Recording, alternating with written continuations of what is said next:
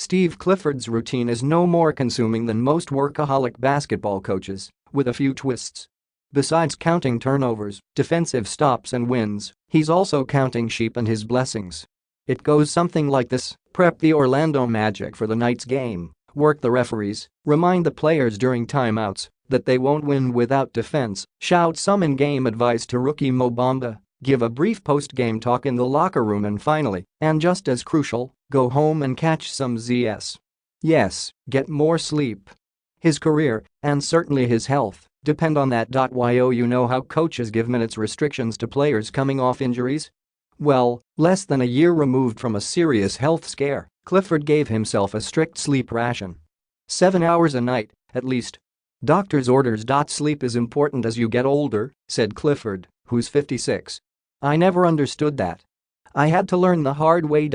Clifford caused problems for his body functions because, for years, he stuck religiously to an old-school coaching schedule of basketball games, basketball practice and basketball film during the season.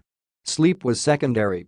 Long story short, he was forced to take a 21-game leave of absence last season as coach of the Hornets, almost 2 months after experiencing severe physical complications that threatened his well-being.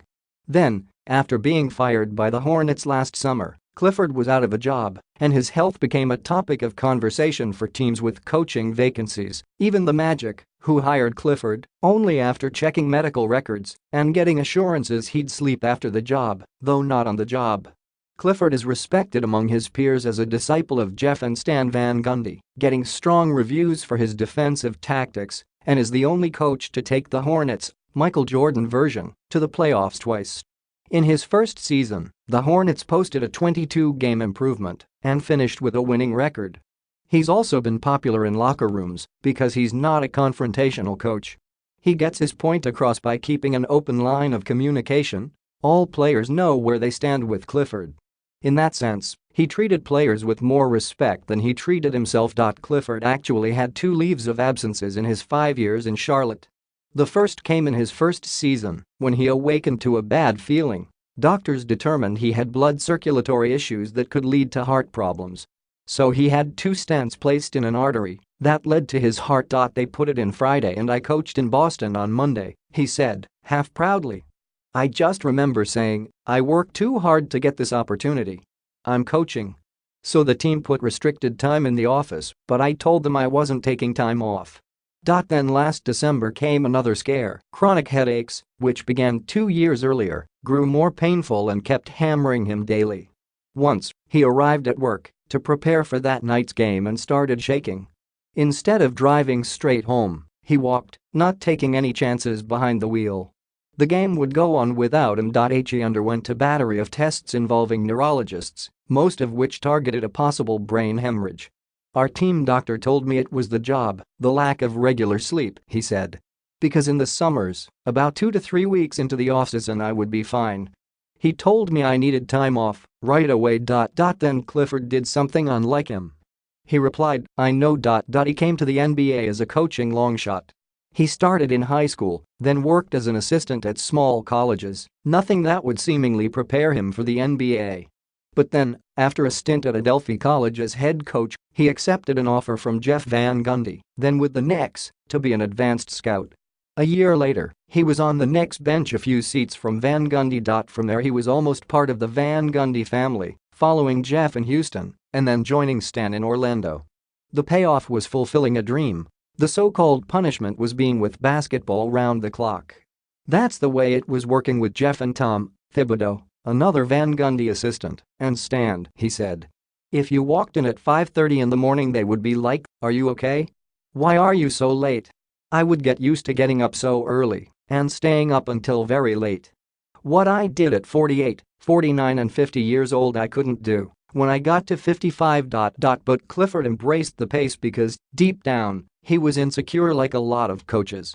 They reach this level and never want to leave, never want to lose their place in line. The lifestyle, the money, the chance to work with the world's best players, and the fringe benefits are all intoxicating. There are only 30 head coaching jobs, and all are tough to get. And being an assistant coach isn't much easier, because those are based on connections.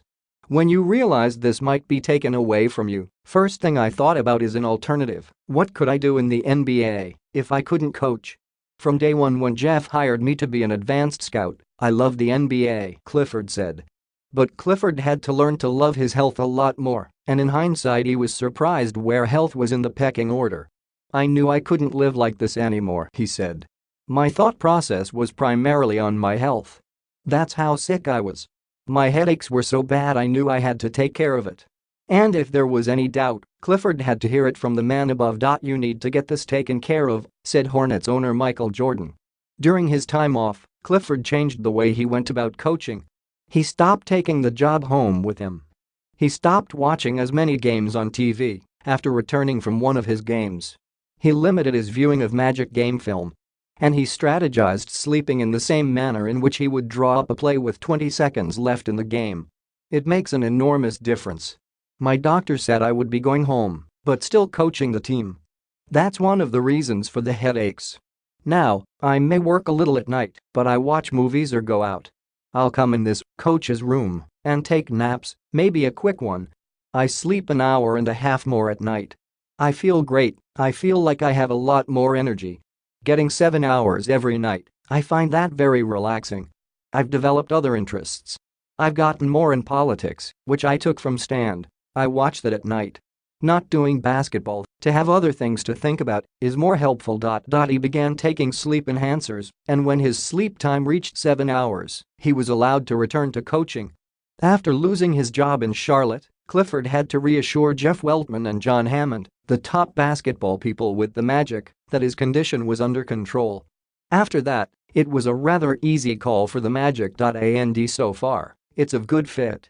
After a dreadful stretch following the departure of Dwight Howard in 2012, where they've never won more than 35 games a season or made the playoffs and appeared stuck in rebuilding, the Magic are showing life this season. At least they're not in the basement of the East and own signature wins over Jimmy Butler and the Sixers, LeBron James and the Lakers, and took games in Boston and San Antonio. It's all about getting better, he said. We have to get better. We feel we can fight for the playoffs. That will depend on the development of Bamba and Orlando's top pick the previous year, Jonathan Isaac, in addition to the chance of Aaron Gordon rising to all-star status. I'm so fortunate it's worked out, Clifford said, sounding like a man feeling blessed this Thanksgiving. It definitely gives you perspective about a number of things, including how lucky we are to be involved in this. At this time in my life it's important for me to be involved in this league. With that, Clifford excused himself. He had to watch film, but it would take place in a spare office, not at home. And he'd be leaving work in a few minutes. That's the plan, he said. I'm sticking to the game plan.